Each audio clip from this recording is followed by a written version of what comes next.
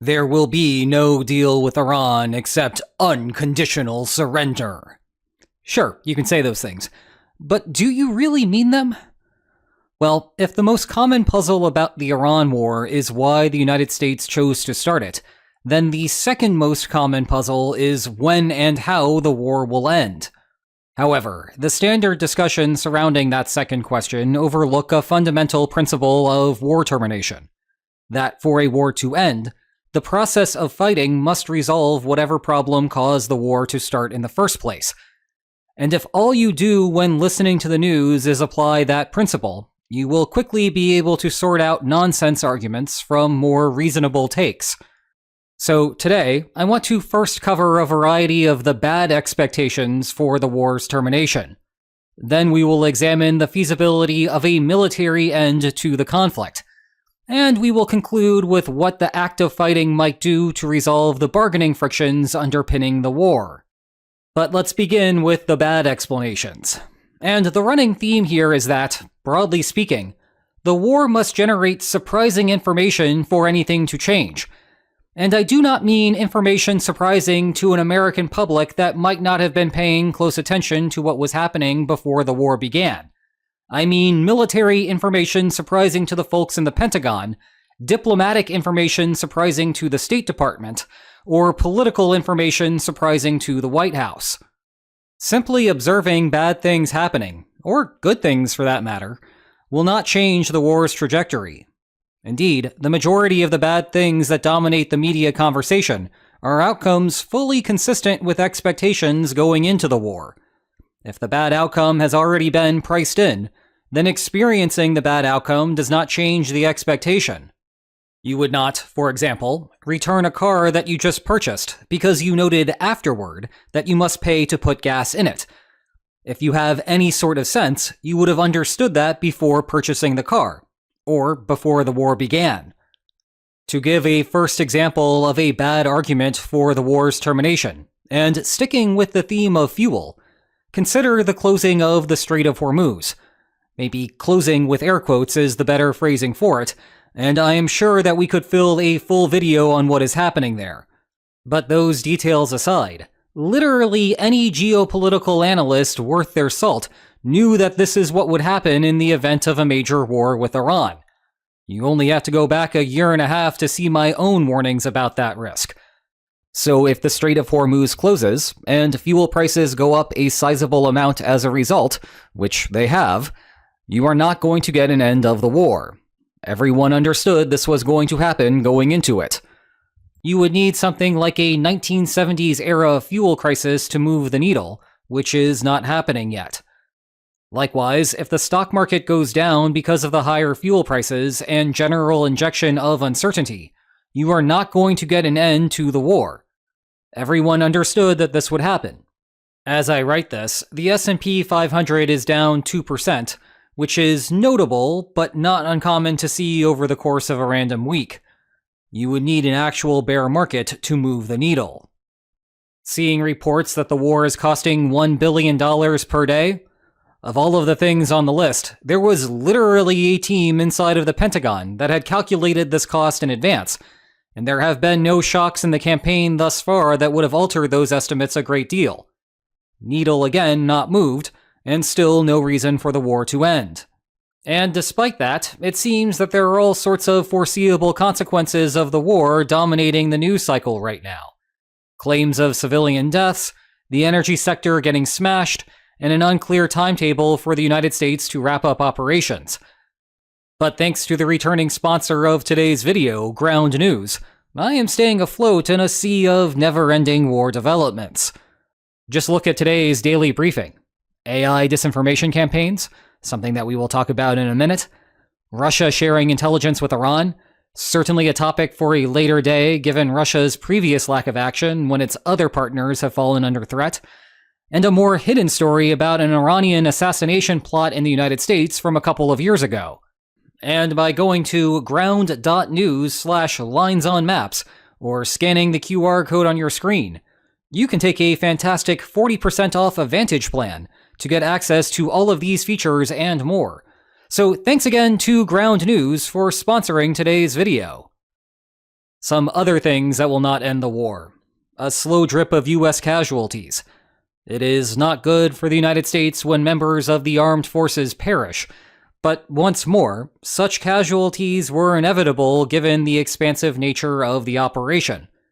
Battle deaths will only become a problem if they surge, or something absolutely catastrophic happens, like the sinking of an aircraft carrier. How about the depletion of weapon stockpiles? Yeah, that is a major issue, as we discussed a few days ago in the context of a future war against China.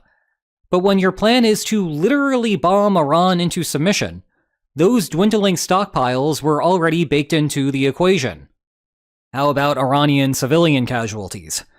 Tragic, every single one of them. But goodness does the United States know that you try to be good with your intelligence, and you still sometimes flub it up.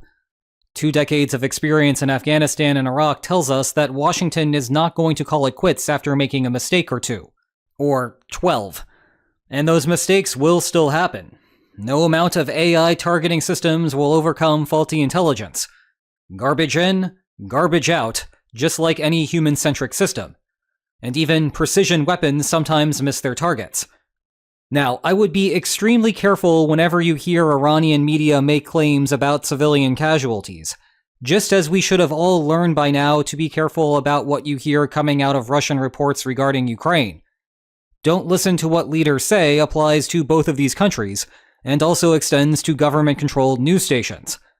However, some of these reports will be accurate. They will not immediately end the war, though, because unfortunately civilian casualties are just a byproduct of any military action. Don't shoot the messenger.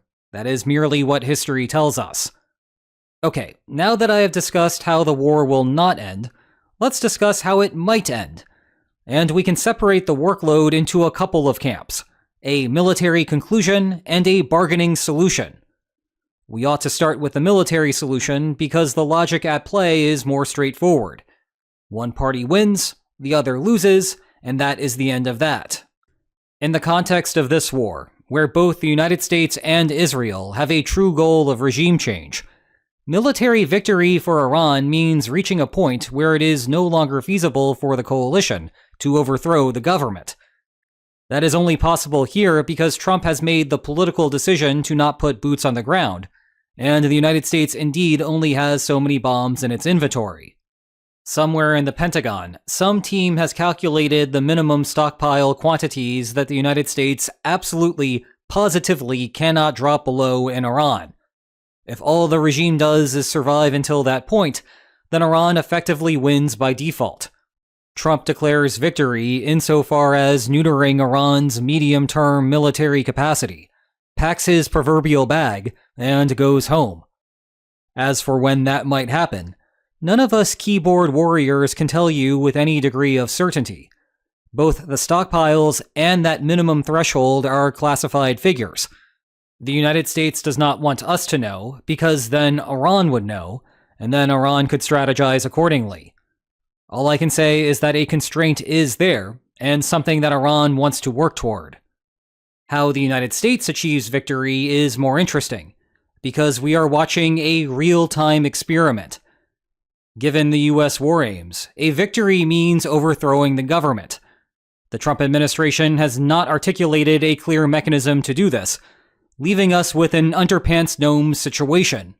Phase 1. Bomb Iran. Phase 2. Phase 3. Overthrow and/or profit. Now, the allegations that the administration has not thought about this at all are bizarre, and would require that no one learned anything from Iraq. The fact of the matter is that the people now filling senior positions inside of the Pentagon were the literal boots on the ground that tried to administer a new government in Baghdad. No matter what you think of the Secretary of Defense, he took part in that operation. Dan Kane, the current chairman of the Joint Chiefs of Staff, was all over the place in Iraq and behind the scenes working on middle-tier strategic planning. They are aware, period. So let's shift our focus to whether their strategy is any good.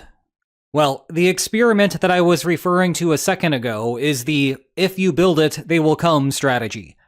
Maybe that is not a reassuring strategy, and it is a huge departure from the standard archetype of assisting an existing rebel group, but it is a strategy nonetheless. As for who the they is in the they will come, you could either be looking at a civilian uprising or a civil war faction, and the distinction between the two is huge. A civil uprising, in the spirit of, say, Ukraine 2014, would be the White House's preferred outcome. These happen fast. When a government loses cohesion, the dominoes fall rapidly. When the first segment of security forces realizes that it is no longer worth fighting for the government, the second segment has less incentive to fight as well, causing the second segment to also withdraw, causing the third segment to, well, you get the idea. The Pentagon intends for the bombing of security forces and the decapitation strike to reduce civilian fears of getting onto the streets and marching on the Capitol. A couple of notes about this. 1. After about a week, it is interesting that we are not hearing reports of the government losing control of major population centers. That is not a reassuring sign, given that the observable results of the bombing runs are looking good from the Pentagon's perspective. And 2, the IRGC is about as ideologically inclined as they come. That serves as a backdrop to halt some of the dominoes that might otherwise fall. Consequently, predicting anything here is difficult. The alternative way for the United States to militarily win is by instigating a more traditional civil war, where government forces square off against a regular opposing army. The rebel group effectively acts as the US boots on the ground. And I feel the need to immediately pour some cold water on this one. The average civil war lasts a long time. A decade or a lot more would not be unusual. Compare that to Trump's comments that operations may only last a few days, a few weeks, a couple of months, and you see a clear discrepancy. What we have learned from the first 14 months of Trump's second term is that he really wants to avoid long engagements. Hence, for example, the 3-hour special Maduro operation. The duration of an ordinary civil war also begins to run up against the China constraint. The only way this works is if the United States stays long enough to foster a proper rebellion, and then shifts to a much more limited supporting role until the rebel group achieves victory. All of this presupposes that you can find a rebel group to back in the first place. This would require some safe zone for an army to operate from. The critical question is where. The main search for a solution on that front has focused on Iran's Kurdish region in the northwest of the country. Rumors have swirled that the CIA is assisting either them or the Kurds in northern Iraq to make a move, perhaps to try to establish a mere autonomous region in Iran. Whether that is happening is unclear. It is a real-time fog of war experience, and there is plenty of incentive to act like this is happening to induce Tehran to redeploy its security forces north, just to create new opportunities for uprisings in the capital. We could spend an entire video about how trying to convince the Kurds to assume risk here might not go over too well after George H.W. Bush did the same, and then failed to follow up once the uprising started. Or we could look at the Syria case where the United States helped for a while before ultimately letting the Syrian central government decide what to do there. But that was a lifetime ago, so maybe it will not influence Kurdish thinking. Oh, wait, no, that happened less than 2 months ago. 2026, am I right? Another central problem that this raises is that you are fomenting sectarian violence, which was one of the prime problems in Iraq. So when I said that this was a solution, I did not promise you that it was a good one. Finally, we can pivot to an entirely different approach to resolving the war, mitigating whatever bargaining frictions began it in the first place. You know the basic principle that war is costly, and therefore both sides have incentive to negotiate a peaceful resolution to their differences. The main bargaining problem I see for this war is that anti-government sentiment is at a near peak, and it is liable to fall off in the months to come. This gives the United States a window of opportunity to strike while the government is vulnerable. The government, meanwhile, cannot credibly offer concessions in the long run because, once the domestic situation has stabilized, there is no need to continue to bow to U.S. demands. That being the case, the bargaining problem dissipates once the population has become compliant again, and deathly fears trying to resist the government. Getting to that point would require significant government crackdowns, all of which could actually make the problem worse for the government. Never mind leave them vulnerable to further US strikes. However, if the next Ayatollah can thread that needle, then the US window will have closed, and there would be no good reason to continue the war. Like before, Trump declares a victory on the armaments front, packs up his proverbial bag, and goes home. One other bargaining friction worth noting is the possibility that one side has underestimated its opponent's ability to win the war, its resolve to fight, or its apparent need to create a domestic distraction.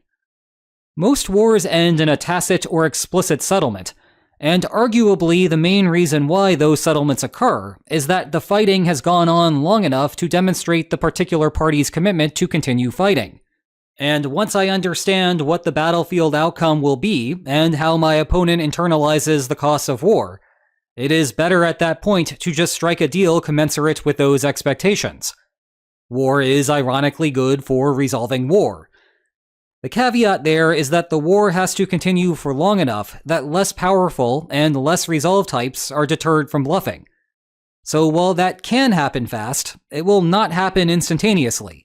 We are still a bit early there. All told, we cannot be certain how this war will end. But this video is coming to an end because I am all out of material. And I will end it with my gratitude toward Ground News for sponsoring today's video. Go to ground.news/linesonmaps or scan the QR code on your screen to take 40% off a Vantage plan. You can also check out this playlist to learn more about the larger conflict in the Middle East. And if you enjoyed today's video, then please like, share, and subscribe, and I will see you next time. Take care.